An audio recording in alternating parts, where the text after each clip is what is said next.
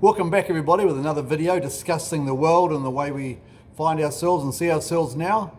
Thanks again for all the comments and the people that have contacted me, especially a lot by phone. It's been awesome and it's great to have those chats and everything else. So we'll get into it first of all just with a couple of questions from the last one. We've had Ian came in and saw me and asked that should he be keeping spare money in the bank? And it's actually a really good question, and a lot of you might ask, why wouldn't you, and what alternatives are there? Now, the reason that question's good is that, as I alluded to last time, banks basically, if you've got money in the bank, it's not your money, you've lent it to them, and you're an unsecured creditor. So, and if you remember way back in 2000, and I think it was 12, 14, something like that, when Greece had bail-in. Now, bank bail-in means when they shut the doors basically on a Friday. Come Monday, you wake up and you find half your money's gone, and the rest of the money you can only get out at, I think those ones was 300 liras a day, or 300 euros a day, sorry. So, it happens, and it happens definitely. It's certainly not new, it's happened a lot of times before. So that's one thing you'll be wary of, obviously. Just because you've got money in the bank, it's not guaranteed, it's not safe. I haven't had a lot of money in the bank for a long time because of that reason, although I'm probably a little bit more confident in the banks now than I would have been 3 months ago. And the reason I say that is that the government seems to be supporting everything. And I think that if banks get into trouble, which I think they're going to, I think the government's going to bail them out. And so if the government's bail them out, then your money should be safe. It's not guaranteed, of course, but I'm picking that's what they're going to do. I think in Australia now they've given businesses loans to help them through this scenario, and the government is guaranteeing 80% of that loan. So that kind of scenario could come here. So just keep an eye on that and just see what happens. But it's a really good question, and just gotta obviously realise that just because you've got 10 grand sitting in your bank account, you actually haven't. It's not yours, it's the bank's, and they will give it to you if they see fit. Alright, so on to today's video now. I was going to be talking about banks, but I'm going to actually change a little bit. I've been conceptualising a few thoughts in the last couple of days, which I can't kind of get out of my head, so I'm going to explain what I've been thinking about. Let me know if you like this kind of stuff, or you think it's rubbish or whatever. That's quite alright, but I'm just basically talking out loud to myself anyway. But a couple of things I've been thinking about is, especially obviously in these times when everybody's locked up at home and can't get out, is that it's very important that we contact our friends and families and talk to them and stay on the phone, because humans are social beings and we need to be in a group. Isolation is not healthy, especially if you're just by yourself or only got a couple of people. It's not a healthy state of mind to be in.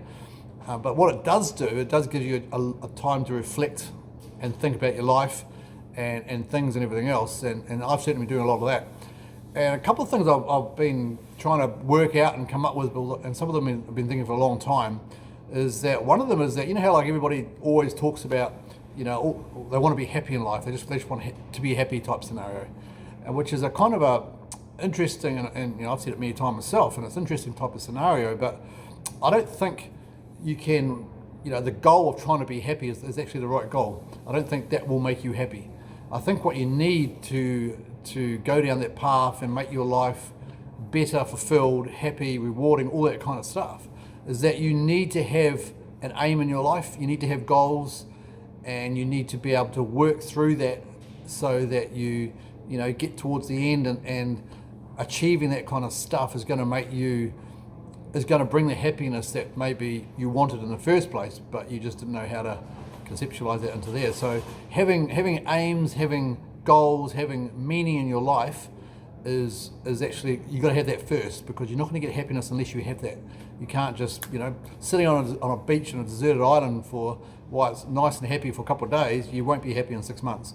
So you need to have a goal, you need to have something to do. That's how we're programmed. We're programmed to always try and better ourselves, always trying to improve our situation, be it in our work, our family, our relationships, all that kind of stuff. So you got to try and improve, have a goal, and I think you need to try and make that goal as detailed as possible and as long out as possible. So if you try and think about where you want to be in 3 and 5 years, and what you need to do in order to get to that point, and starting today. And it's not easy to do, of course, because the easiest thing to do is just carry on tomorrow like it was today and do nothing.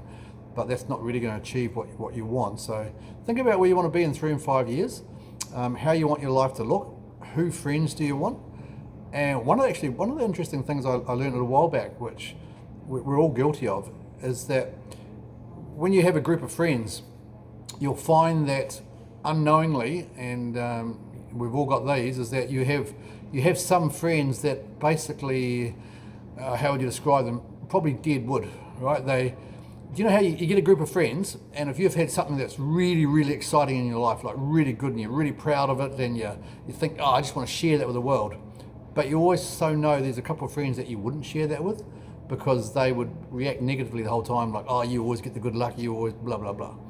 And I think that, if you have friends like that, and we probably all do, is you need to, try and limit your time with them, because, you want friends around you that have your best interest at heart. So therefore, if you've done something really cool, they should be going, yeah, man, that was awesome, Craig, that's fantastic, well done, and give you, the ability to carry on. So, and the same thing, stay away from negative people. And I don't mean negative as in the outlook on whatever, because that could be correct, but negative as in negative for you. So all your friends and family should be supporting in you and whatever you do, and boosting you up, giving you confidence. Now that doesn't mean, of course, that if you're doing something stupid or wrong or all that kind of stuff, you don't get, they should be able to tell you that, oh, you pull your head in, and that's fine as well, because that's how we keep our sanity, basically, as other people will tell us the limits when we've gone too far. So that's a good thing to know as well. So we need to have a goal in life, we need to have an aim, and the going through the life to get it is the way it is. The other thing I've been thinking about a lot too is that we've all had situations in our lives where we've had some emotional baggage, if you like, or emotional memories where when we think about it and go back and think about those things that have happened back then, it's negative thoughts, right? You're not happy with what happened, you're not happy with how it happened, and they give you negative thoughts. And of course, I guess from a biological point of view, those negative thoughts are there to stop you trying to repeat that kind of scenario. But one interesting thing I think that comes out, if you've still got negative thoughts about something that happened 5 or 10 years ago, whether it was your fault or not, maybe it means that you haven't quite got over it. You haven't kind of like worked out why that happened. What did you have to contribute to that situation, even in a very, very small way? How you could not do that situation again. How you could avoid those situations again.